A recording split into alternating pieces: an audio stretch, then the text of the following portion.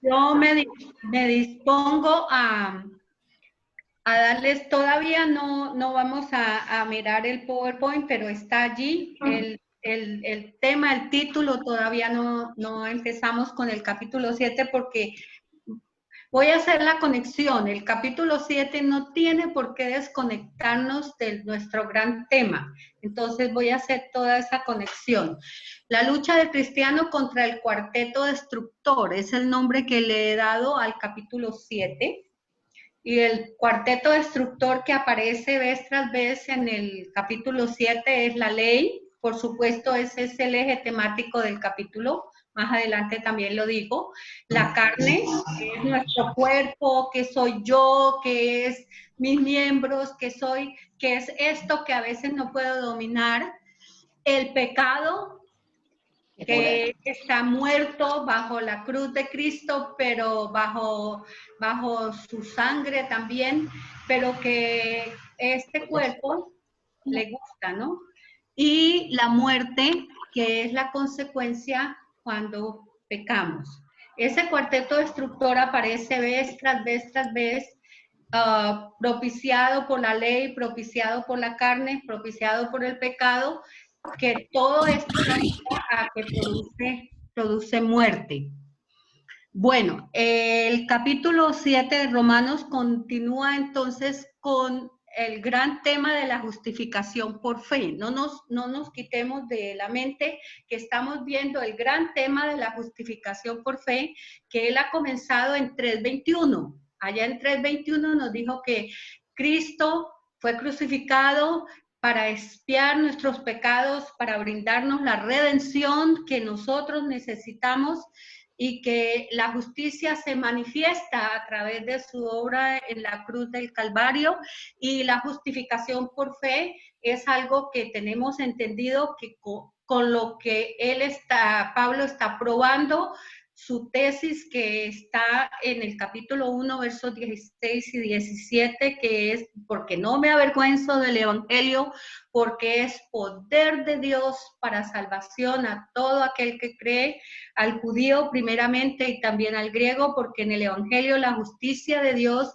se revela por fe y para fe, como está escrito: más el justo por la fe vivirá. Este es el gran tema y nos lleva hasta el final del capítulo 8, porque es el corazón, digamos así, del evangelio, es el poder del evangelio, y siempre es por fe. Desde el 3:21 él nos introduce en ese tema. En el capítulo 4, él nos habla de Abraham, que fue justificado por la fe, sin las obras de la ley y sin necesidad de ser circuncidado, para mostrarle a los judíos especialmente que hay otra manera de llegar a tener amistad con Dios y a tener comunión con Dios fuera de la ley. Y eso es lo que trata el capítulo 4, pero en el capítulo 5, él nos muestra las glorias de ser justificados por la fe, especialmente la prueba, y nos dice que la prueba produce paciencia, y que es por la paciencia que nosotros llegamos a tener un carácter aprobado delante de Dios. Aún las pruebas del cristiano y aún las luchas que nosotros tenemos en la vida cristiana son muy valiosas en el crecimiento y en el conocimiento del Evangelio. En el capítulo 6 también, después de hablarnos de las glorias de la justificación, nos mete en un tema como controversial, mostrándonos que el origen, donde comenzó el pecado, estuvo en el Edén por Adán, que introdujo el pecado al mundo, y que Dios siempre estuvo interviniendo en la historia de la humanidad para salvar, para apartar a aquellos que habían contaminado demasiado, pero vino Moisés, luego vino la ley, y también en la ley no hubo nada que nos pudiera sacar y ponernos delante de Dios, o poner la humanidad, yo digo ponernos, pero es poner la humanidad delante de Dios para ser salva. Y entonces viene Cristo que nos libera del pecado, nos libera de la muerte, y es lo que nos enseña en el capítulo 5, ¿no? Y en el capítulo 5 presenta dos figuras. La primera figura es la del bautismo, en la cual nos dice que por la muerte de Cristo, por la muerte de Cristo y por su resurrección, en la figura del bautismo, cuando entramos a las aguas bautismales, estamos diciendo, hemos muerto al pecado con Cristo y somos resucitados con Él y tenemos nueva vida. En la segunda parte nos muestra la figura de la esclavitud. Después del capítulo 5, no, 15, perdón, capítulo 5, verso 15, nos muestra la figura de la esclavitud, y nos muestra que siendo esclavos del pecado no tenemos solución. Estamos en el capítulo 5 o 6. 6.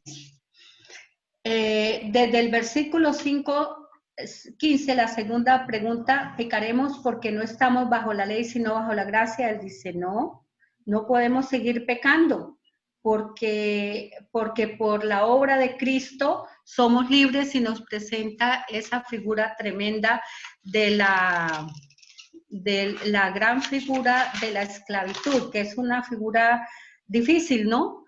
Hasta ahora estamos viendo las secuelas que ha dejado la esclavitud. Con este problema de John Floyd, el mundo entero está convulsionado.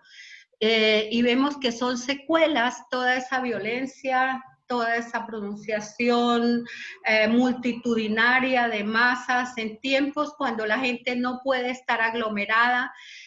Nos está mostrando, sí, es una cosa terrible ser esclavos, porque en la esclavitud no se tiene consideración ni por la vida, ni por el ser, ni por las emociones de nadie, no se tiene ningún tipo de consideración, se trata de explotar al ser humano por el ser humano. Y en esa figura el Señor dice, eso es lo que hace el pecado.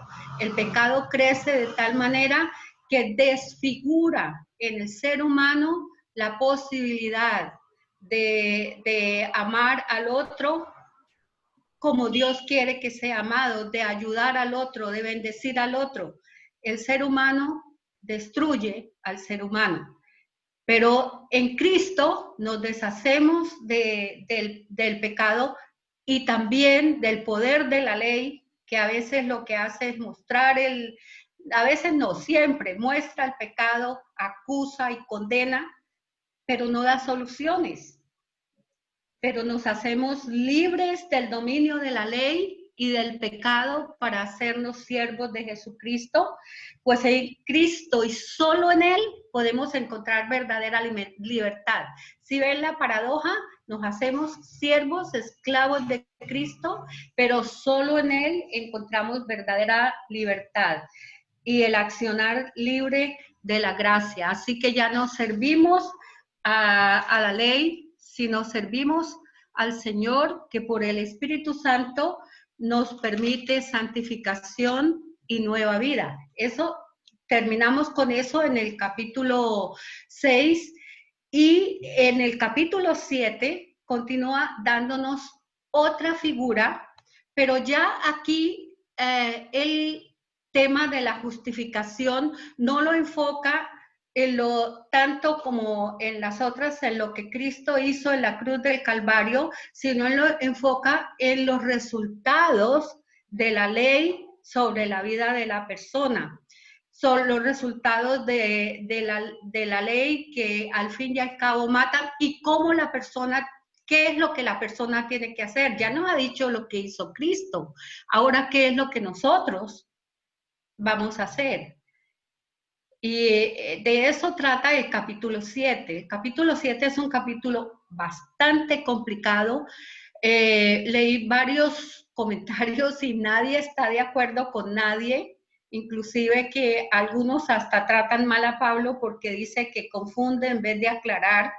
Pero lo que Pablo está diciéndonos allá es, bueno, ahora vamos a mirar en este capítulo qué es realmente lo que pasa en la vida del cristiano que está bajo el dominio de la ley. Es el eje temático, la ley es el eje temático de todo el capítulo 7, todo el capítulo 7 se mueve por ese tema. Yo no sé si ustedes hicieron el ejercicio, pero en mi Biblia yo lo hice con un marcadorcito amarillo y señalé todas las partes donde dice ley. Y estaba absolutamente asombrada, porque aparece 35 veces desde el 7.1 al 8.4, la palabra ley. Entonces tiene que ser el eje temático, habla de la ley. Y por supuesto, al hablar de la ley, habla de lo que la ley hace y nuestra lucha con los efectos de la ley. Y esos efectos de la ley tienen que ver con el pecado, con la carne y con la muerte. Por eso es que le dimos el tema de 4 elementos destructores, porque la ley maneja esos elementos. En la ley se manejan los 4 elementos. Pasajes anteriores que se relacionan en otros pasajes del mismo Romanos, se relacionan con esto de la ley. Y yo los voy a leer. Dice Romanos 3:19. Ahora bien, sabemos que cuanto dice la ley, lo dice a los que están bajo la ley, para que toda boca se calle y todo el mundo sea hecho responsable ante Dios. Entonces, lo que dice la ley, lo dice para los que están bajo la ley y para ser responsables aquellos que están bajo la ley de lo que hacen delante de Dios. El 3:20 nos dice, porque por las obras de la ley ningún ser humano será justificado. Entonces la ley no justifica a nadie delante de él, delante de Dios, pues por medio de la ley viene el conocimiento del pecado. Esa es su función, es mostrar los efectos, mostrar el pecado y sus efectos. El 4:15 nos dice, porque la ley produce ira, pero donde no hay ley, tampoco hay transgresión. 5:13 nos dice, pues antes de la ley había pecado, pero había pecado ¿dónde? En el mundo, pero el pecado no se imputa cuando no hay ley. Entonces, cuando hay ley, se sabe, esto es lo que hizo, cómo lo hizo, cuál fue su profundidad y cuál es el castigo, ¿no? Y el 5:20, la ley se introdujo para que abundara la transgresión, pero donde abundó la transgresión o el pecado, sobreabundó la gracia, que ese es un pasaje magistral. Entonces, hay varios pasajes en los capítulos anteriores que Pablo los toma y casi que los repite en este capítulo 7. No hice el paralelo, pero sí quería mostrarles que hay unos pasajes que son muy similares en el capítulo 7 y quieren decir exactamente lo mismo.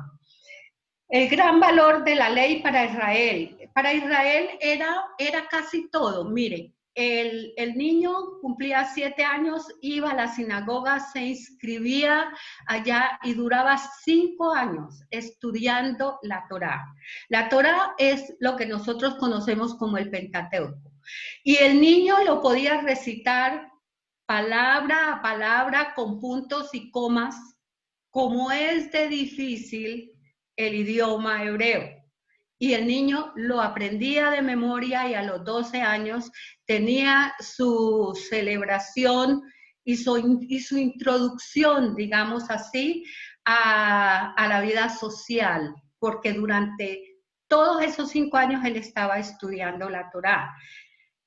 Sabemos por la vida de Jesús que cuando llegó ese momento para él se quedó hablando con los ancianos en el templo y duró 3 días allí y sus padres lo encontraron. Esto era, para ellos la ley tenía un grandísimo valor. El que no conocía la ley y era un judío no sabía absolutamente nada.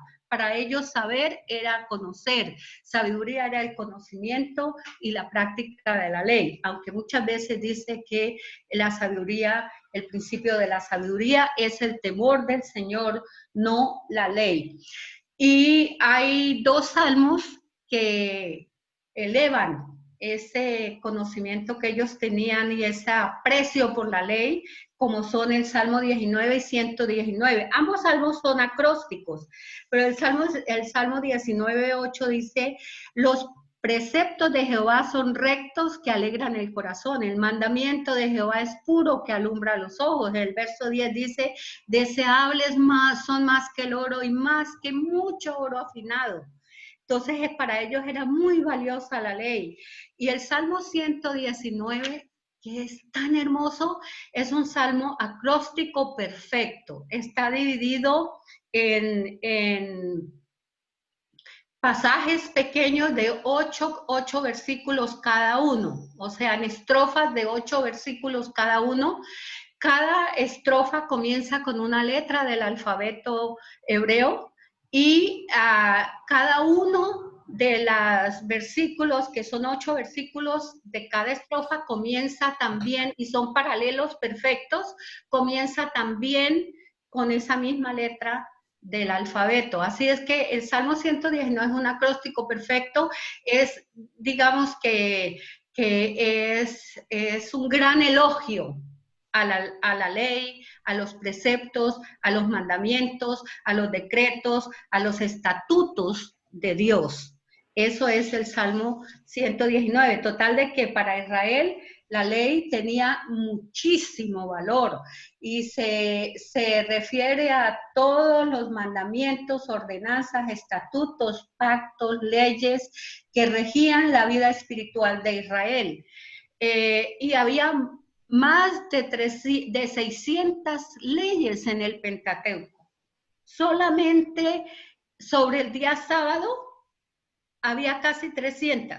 Era ley tras ley tras ley. Eran leyes sacerdotales, leyes rituales, o sea, ceremoniales, leyes de convivencia, leyes para el matrimonio, leyes para celebrar contratos, leyes para ir a las fiestas, leyes para comprar, leyes para vender, leyes sobre los animales, leyes sobre los sacrificios. Había leyes sobre cada una de las cosas que Israel hacía. Basta leer el Pentateuco para darnos cuenta de eso.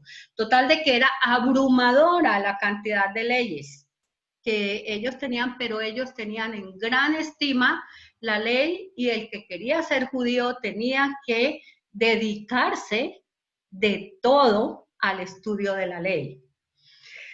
Pero también en cuanto a la ley tenemos algunas ideas en cuanto a la ley. Podemos pasarlo, Constancita.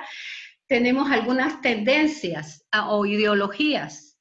Tenemos 3 acá que posiblemente Pablo ya las conocía y las utiliza en el capítulo 7. En primer lugar, el legalismo. Pablo sabía muy bien sobre el legalismo porque él era fariseo. Él dice, en cuanto a la ley, fariseo. Los fariseos eran personas que se apegaban a la letra de la ley estrictamente.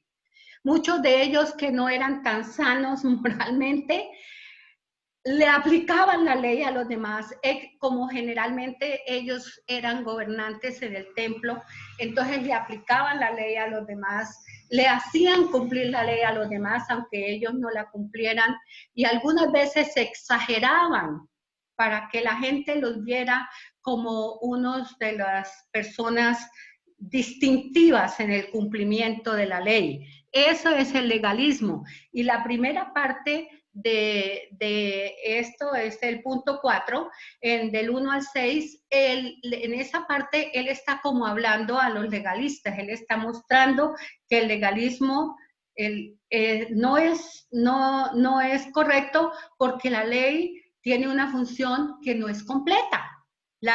Solamente el que hizo la función completa para la redención de la humanidad es la persona de Jesucristo. La segunda tendencia es el antinomianismo. Anti quiere decir contrario a, opuesto a. Nomos es la palabra ley en griego y ismo es tendencia. Entonces, antinomianismo es la tendencia de aborrecer toda forma de ley. No aceptan nada que tenga que ver con la ley. Se oponen a las leyes civiles, a las leyes morales, a las leyes naturales, a las leyes, a la ley de la palabra o a la palabra como ley. No aceptan la ley en ninguna forma. Y es Pablo en los versos 7 a 13 está haciendo una defensa de la ley para mostrarle a los antinomianos que la ley es buena, que la ley es santa. El tercer punto es los que aceptan el libre cumplimiento de la ley. El cristiano verdadero acepta que la ley es buena y acepta el libre cumplimiento de la ley, no porque lo salva, sino porque ya es salvo y sabe que cuando cumple, por ejemplo, los mandamientos de Dios, los hace en libertad, no los hace bajo la esclavitud, porque si fuera bajo la esclavitud se convierte en tentación y se convierte más en un castigo que en un acto de libertad. Y los versos 14 a 25 nos habla de las debilidades de la ley cuando no se usa la ley con la libertad con que Cristo nos hizo libres. Entonces el pecado nos oprime y la carne nos lleva a la miseria de la cual hablan los versos 14 a 25 del capítulo 7. Ahí también está resumido todo el capítulo 7. Pero ahora sí vamos a entrar a estudiar entonces el capítulo. El capítulo 7 empieza con una figura que es la figura del matrimonio y es un asunto legal, es un asunto institucional, el asunto del matrimonio, y es un asunto legal, institucional, es un asunto social también, ¿no? Lo del matrimonio. Y en esta figura presenta ¿qué es lo que viene cuando se presenta la muerte de uno de los cónyuges? Que si el cónyuge muere, es libre, entonces la persona es libre de la ley y queda libre para casarse con otra persona. Y él enchufa, digamos así, el asunto de la redención en Cristo al decir que cuando Cristo muere nos hace libres de la ley y nos hace libres para entablar una relación íntima y permanente con la persona de Cristo. Así que si en vida el marido se uniere a otro varón, será llamada adúltera. Entonces, la figura usa la mujer, ¿no? Pero si su marido muriere, es libre de esa ley de tal manera que si se uniere a otro marido, no será adúltera. Es lo que está diciendo, nosotros no estamos maltratando la ley, nosotros no estamos aborreciendo la ley, lo que pasa es que en Cristo hemos muerto al poder de la ley y somos libres para unirnos a Cristo. No tenemos por qué estar bajo ese yugo. La muerte es la que cambia la obligación, ¿cierto? Ya no hay más condena por el pecado, no hay otros efectos o consecuencias legales, no nos pueden expulsar de la casa, ¿cierto? No hay penalización, no hay fruto para muerte, la ley en la unión con Cristo da fruto para vida, fruto de santificación. Entonces, el morir a la ley nos da la posibilidad de tener nueva vida en Cristo Jesús. Nos lleva de la mano a entender toda la liberación que tenemos al estar unidos a Cristo. Morimos a la ley. Así también vosotros, hermanos míos, habéis muerto a la ley mediante el cuerpo de Cristo, para que seáis de otros, es lo que estoy aquí explicando, del que resucitó de los muertos, a fin de que llevemos fruto para Dios. Mientras que no estábamos unidos al Señor, la ley podía hacer lo que quería con nosotros.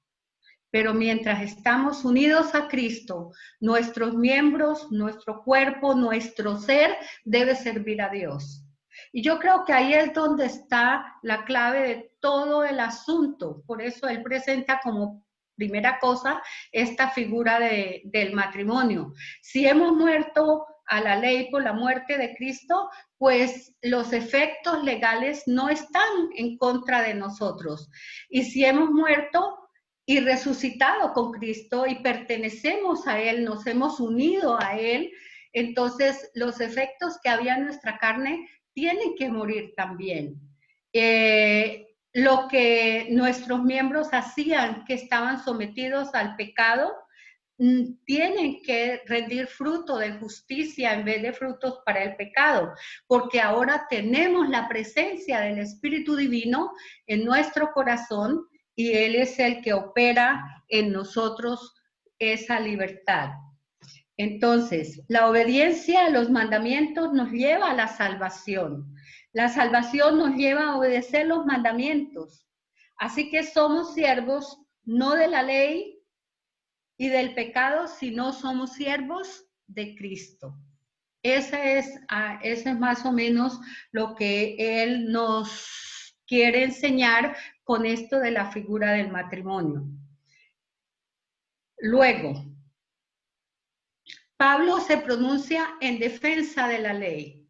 Esto va a sacudirnos un poquito porque hemos visto que la ley nos muestra el pecado, la ley despierta en nuestros miembros el deseo de pecar, que la ley nos esclaviza, pero ahora dice, ¿qué diremos? ¿La ley es pecado?